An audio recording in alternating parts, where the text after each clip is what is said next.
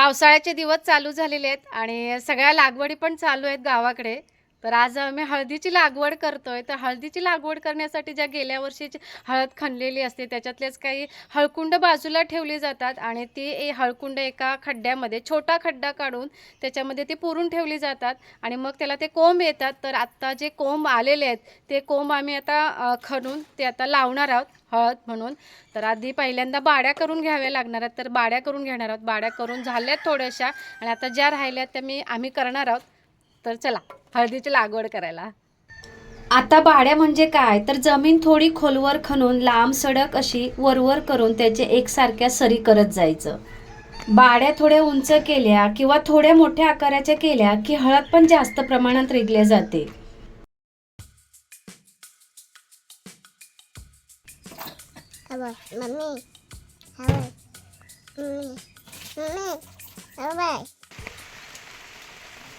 गेल्या वर्षीची जी हळकुंड जमिनीमध्ये पुरून ठेवलेली असतात ती नाजूक अशी खणून घ्यायची जेणेकरून वरती आलेले कोंब हे तुटणार नाहीत याची काळजी घेतली जाते.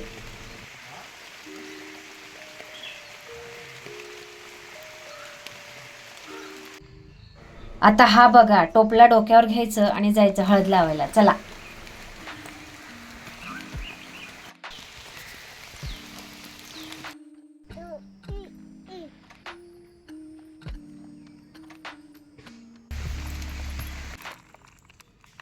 कोंब आलेली जी बाजू असते ती बाजू वरच्या दिशेने ठेवून हळकुंड हे जमिनीत घट्ट असं रोवून ठेवायचं.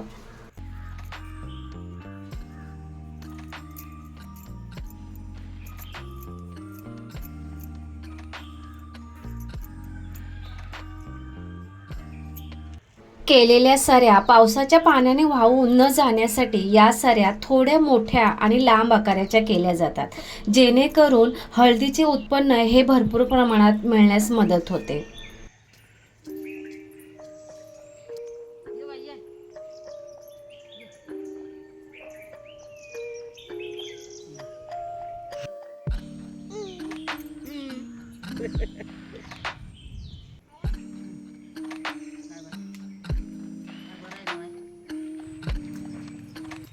हळद लावण्यासाठी जी जमीन खणून बाड्या केलेल्या असतात त्याच बाड्यांमध्ये छोटे छोटे कमी उंचीवर माती उकरून त्यात एक एक हळकुंड लावायला घ्यायचे.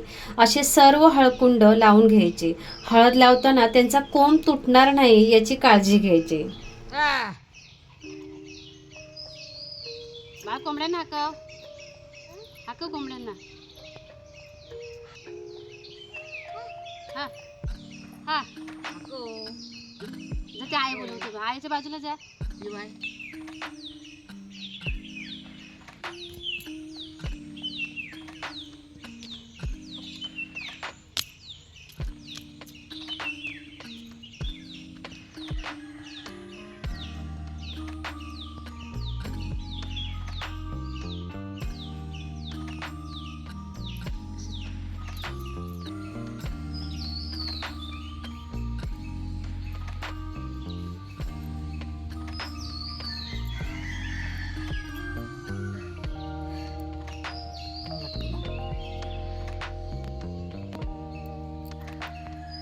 चल बाळ पुढे हो. इथे तोपट, इथे तोपट हे बघ. इथे लाव, इथे लाव. उपडू नकोस.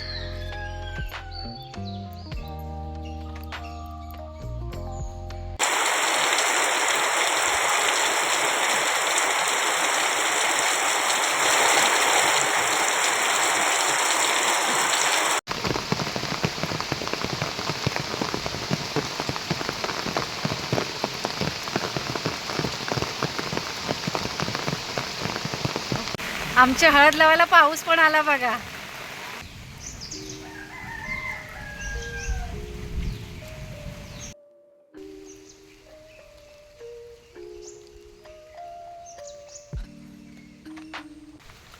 हळदीची लागवड करता करता आईने बघा इकडे रताळीची लागवड सुद्धा केली. रताळी लागवडीसाठी असं कोणतंही बियाणं नसतं. तर ते आधी लावलेले जे वेल असतात तेच वेल दुसरीकडे लावले जातात. जेव्हा आपण रताळी खणून काढतो तेव्हाच ते जे वेल असतात तेच वेल एका जागेवरून दुसऱ्या जागेवर बाड्या करून लावल्या जातात.